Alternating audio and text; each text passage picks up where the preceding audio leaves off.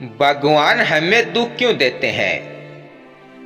दुख को अक्सर जीवन के विकास, आत्मा की परीक्षा और सच्चाई को समझने के एक माध्यम के रूप में देखा जाता है। यहाँ कुछ दृष्टिकोण दिए गए हैं। नंबर 1, कर्म का सिद्धांत। हिंदू धर्म में यह माना जाता है कि हमारे दुख और सुख हमारे कर्मों का परिणाम है। पिछले जन्मों के कर्मों का फल हमें इस जीवन में मिलता है। यह एक शिक्षण प्रक्रिया है जो हमें सही और गलत का ज्ञान देती है। नंबर 2, परीक्षा और विकास। ईश्वर हमें दुख इसलिए देते हैं ताकि हम मजबूत बने और अपने भीतर छुपी हुई क्षमताओं को पहचान सकें।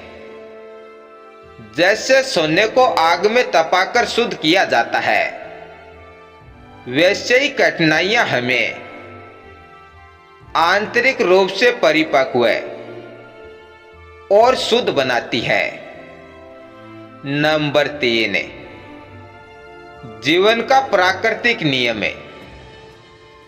जीवन में सुख और दुख है, दिन और रात की तरह आते जाते रहते हैं। यह प्रकृति का संतुलन है। दुख के बिना सुख का अनुभव अधूरा है। दुख हमें सिखाता है कि हम अपने सुख को अधिक सराहें। नंबर 4, आध्यात्मिक जागरूकता। भगवान दुख देकर हमें यह याद दिलाते हैं कि यह संसार अस्थायी है। इससे व्यक्ति भगवान या आत्मिक सच्चाई की ओर आकर्षित होता है।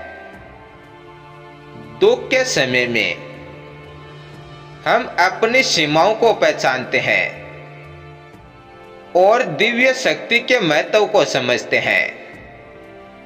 नंबर 5, माया और भ्रम।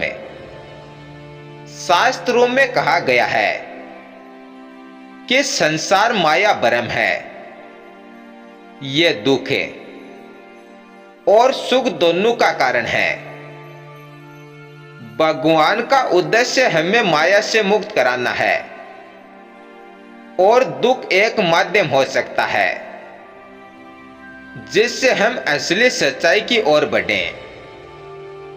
अब जानते हैं समाधान और मार्गदर्शन।